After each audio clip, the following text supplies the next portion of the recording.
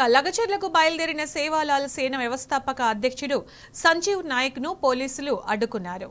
లగచర్ల లంబాడీలపై అక్కడ జరిగిన పరిణామాలపై తెలుసుకునేందుకు పౌర హక్కుల సంఘం, లంబాడీ హక్కుల పోరాట సమితి, ఓయూజేఏసీ, ఆల్ ఇండియా బంజారా సేవా సంఘం, రైతు సేన నేతలు వెళ్లేందుకు బయలుదేరారు. అయితే లగచర్లకు వెళ్తున్న అన్ని జిల్లాల సంఘ నాయకులను పోలీసులు అదుపులోకి తీసుకున్నారు. అంతేగాక లగచర్ల వెళ్తున్న నిజ నిర్ధారణ కమిటీ నేతలను కూడా భారీ బందోబస్తుతో పోలీసులు అడ్డుకున్నారు.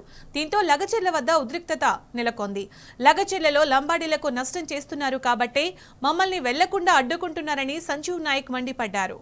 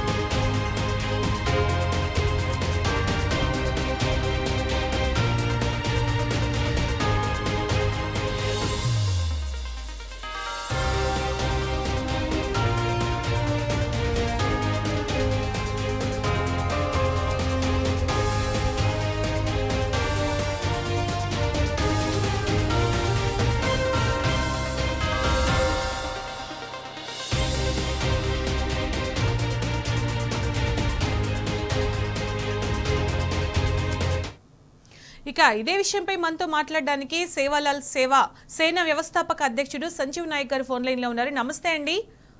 నమస్తే అండి. మీరు లగచర్లకు వెళ్తుంటే మిమ్మల్ని ఎందుకు అడ్డుకున్నారు? అసలు పోలీసులు ఏమంటున్నారు? ఎంత దారుణం అంటే, ఈ తెలంగాణలో మా ప్రాంతంలో మా తండాలు పోవడానికి కూడా ఒక పాకిస్తాన్కు పోయిన మాదిరిగా, ఒక తీవ్రవాదులను చూసిన మాదిరిగా మేము పోయింది మా జాతి ప్రజల మీద జరిగినటువంటి దాడిని, మా బిడ్డల మీద జరిగినటువంటి సంఘటన మీద నిజ నిదాన కమిటీ వేసుకొని అన్ని గిరిజన సంఘాలను కలుపుకొని, మానవ హక్కుల సంఘాలను కూడా కలుపుకొని, పౌర సంఘ నేతలను కూడా తీసుకొని గత 4-5 రోజుల నుంచి ప్రభుత్వాన్ని మేము విజ్ఞప్తి చేస్తూనే వస్తున్నాం. మేము లడాయి చేయడానికి పోవట్లేదు, నిజ నిదానానికి మాత్రమే పోతున్నాం. ఫ్యాక్ట్ ఏందో తెలుసుకుంటే అది ప్రభుత్వానికి కానీ సమాజానికి కానీ మేము చెప్పడానికి ఆస్కారం ఉంటుంది.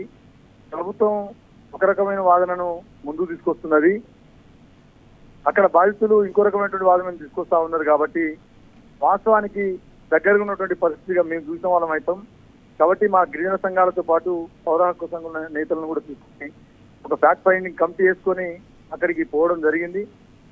అక్కడ పోతున్న క్రమంలో పోలీసులు ఎంత నిర్బంధం అంటే ఇక చెప్పలేనంత పోలీసులను పెట్టి మేము బతిలాడి రిక్వెస్ట్ చేసి డిఎస్పీ గారిని, అక్కడ సిఐ గారిని అందరినీ రిక్వెస్ట్ చేసి, సార్ మేము వచ్చింది గొడవ చేయడానికి కాదు, మేము చలో లగచర్ల పెట్టి ఉన్న తెలంగాణలో ఉన్న 40 లక్షల మంది లంబాడీలను తరలించుకొని ఇక్కడ తీసుకొని రావట్లేదు, మా జాతి బిడ్డల మీద జరిగిన ఆడబిడ్డలు అన్ని విడిచి నిర్మోహమాటంగా ఏం జరిగిందో వాస్తవాలు అమాయకంగా చెప్తున్నప్పుడు, ఆడబిడ్డల మీద జరగని పరిస్థితులు జరిగినప్పుడు మేము స్పందించాల్సిన బాధ్యత మా మీద ఉన్నది.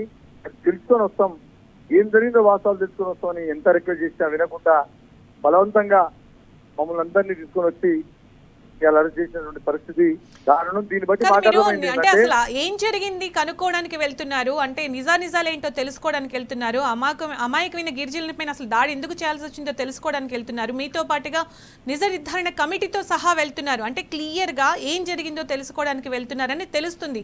అయినప్పటికీ కూడా మిమ్మల్ని ఇంత దౌర్జన్యంగా ఎందుకు ఆపాల్సి వచ్చిందంటారు? అంటే దాస్తున్నారంటేనే తప్పు జరిగిందనేది ప్రభుత్వం పరోక్షంగా ఒప్పుకున్నట్టు దీన్ని బట్టి చూస్తే. దీంట్లో ఎటువంటి అనుమానం లేదు. ఇది ముమ్మాటికి అక్కడ మా జాతి బిడ్డల మీద చేసినటువంటి తప్పును పరోక్షంగా ఒప్పుకున్నట్టే. లేకపోతే వాళ్ళకి ఆ భయమే లేకపోతే మమ్మల్ని నేరుగా వాళ్ళే తీసుకెళ్లి మేము 5 రోజుల నుంచి ప్రభుత్వాన్ని మేము రిక్వెస్ట్ చేస్తూ ఉన్నాం. మేము ఫ్యాక్ట్ ఫైండింగ్ కమిటీ సమావేశం 15వ తారీఖు నాడు పెట్టుకున్నాం. మేము మొన్న కూడా ఓయిలో ఒక సమావేశం పెట్టుకున్నాం. మేము పత్రికా ముఖంగా ఇంటెలిజెన్స్ ద్వారా పోలీస్ ద్వారా మేము గౌరవ వికారాబాద్ ఎస్పీ గారికి కూడా మేము ఫోన్ ద్వారా చెప్పడం సమాచారం ఇవ్వడం జరిగింది. మేము మా నాయకత్వాన్ని, మండల నాయకత్వాన్ని, జిల్లా నాయకత్వాన్ని, జాతి ప్రజల మొత్తాన్ని తీసుకొని పోలేదు. కేవలం ఫ్యాక్ట్ ఫైండింగ్ కమిటీ సంఘాల ప్రతినిధులు మాత్రమే పోయినాం. ఆపుతున్నారు అంటేనే దీన్ని బట్టి ప్రభుత్వంలో ఏదో దాస్తున్నది. ఎందుకు దాస్తుంది, అసలు ఏముంది దాంట్లో అనేది ఇప్పుడు అసలైన చర్చ. మేము రాష్ట్ర వ్యాప్తంగా ఒక లగజర్లగా పరిమితమైనటువంటి సమస్యను, రాష్ట్ర వ్యాప్తంగా ఉన్నటువంటి జాతిని, రాష్ట్ర వ్యాప్తంగా ఉన్నటువంటి ప్రజాస్వామికవాదులను, రాష్ట్ర వ్యాప్తంగా ఉన్నటువంటి మద్దతుదారులను కూడగట్టుకొని దీని మీద ఏం జరుగుతున్నది, ఎందుకు దాస్తున్నది, మేము పోతే సెన్సిటివ్ ఇష్యూ, అసలు తండాల్లో మా తండాల్లో మేము పోవడానికి మేము పోతే సెన్సిటివ్ ఇష్యూ ఎందుకు అవుతుంది? సెన్సిటివ్ ఇష్యూను క్రియేట్ చేసింది వాళ్ళు. సెన్సిటివ్ ఇష్యూను దాన్ని సెన్సిటివ్ చేసింది కావాలని తండాల్లో పోనీయకుండా, తండా వాళ్ళని బయటికి రానియకుండా చేస్తున్నది వాళ్ళు. మమ్మల్ని వాస్తవాలు తెలుసుకోవడానికి పోయే వ్యక్తులను ఎందుకు ఆపుతారో ఇప్పటికి కూడా అర్థం కాని పరిస్థితి. దీని మీద ప్రభుత్వమే బాధ్యత వహించాలి, ప్రభుత్వమే సమాధానం చెప్తే గానీ దీని మీద అర్థం కాదు.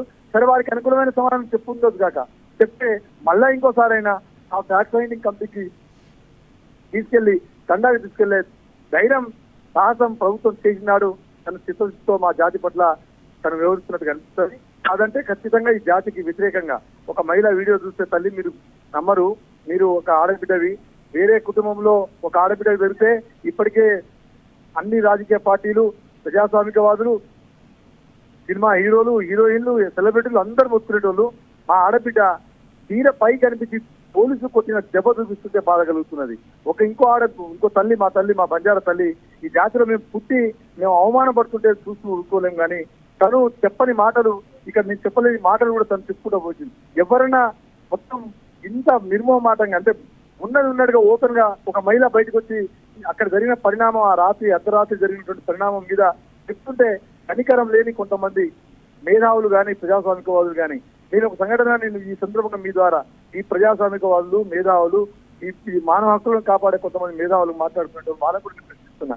ఒకనొక సందర్భంలో కోదండరామ్ గారు అని, ప్రొఫెసర్ కోదండరామ్ గారు, వారంటే కూడా మాకు గౌరవం ఉండింది. తెలంగాణ ఉద్యమంలో అందరం కలిసి పనిచేసిన వాళ్ళం. ఆ రోజు ఏదో ప్రివెంటివ్ అరెస్ట్ పేరు మీద రాత్రి డోర్ తీయనందుకు ఏదో కొంచెం గట్టిగా నిడితే ఏదో ఆ డోరు కొంచెం డ్యామేజ్ అయిన దాని మీద భార్యాభర్తలు ఇద్దరు చాలా బాధపడుతున్నారు. వారి ఇంటి ఎదురుగా ఉన్న నేను 7 సంవత్సరాలు ఉన్నా, నేను కూడా బాధపడ్డా, అయ్యో పాపం అని.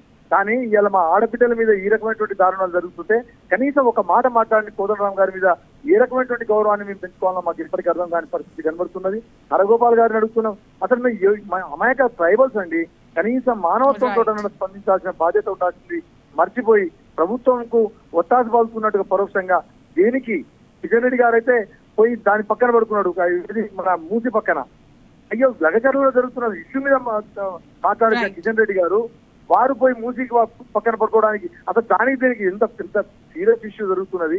ముఖ్యమంత్రి గారి నియోజకవర్గం, ముఖ్యమంత్రి చేస్తున్నటువంటి అరాచకం మీద మాట్లాడిన ఒక ప్రతిపక్ష కేంద్ర మంత్రి, రాష్ట్ర అధ్యక్షుడు అయినటువంటి కిషన్ రెడ్డి గారు పోయి మూసి పక్కన పడుకోవడానికి యాత్రలు పెట్టుకుంటే మమ్మల్ని కాపాడేది ఎవరు, ఆకిలు చూసేది ఎవరు? మేము కనబడ్డ రాయి కల్లా మా బాధలు చెప్పుకోవడానికి కాళ్ళు మొక్తాం, చేతులు మొక్తాం, దండం పెడతాం. మాకు సపోర్ట్ చేసే, మద్దతు ఇచ్చే ఏ పార్టీకైనా దండం పెట్టే పరిస్థితి ఇవాళ మా జాతికి ఆ దౌర్భాగ్య పరిస్థితి వచ్చిందంటే ఇవాళ కారణం వీళ్ళు. ప్రభుత్వం సరి అయినటువంటి పద్ధతుల్లో డీల్ చేయకపోవడం కాక మా జాతి అమాయకత్వాన్ని, వాళ్ళు ఏం చేతకానులని, వీళ్ళని ఏం చేసినా పట్టుకోలేని ఉద్దేశంతో ఎత్తగొట్టి మా వాళ్ళ మీద ఈ దాడులు చేయడం అనేది నిజంగా ఇవాళ అరెస్టు తోటి. రైట్ సంజీవ్ నాయక్ గారు, థ్యాంక్ యూ.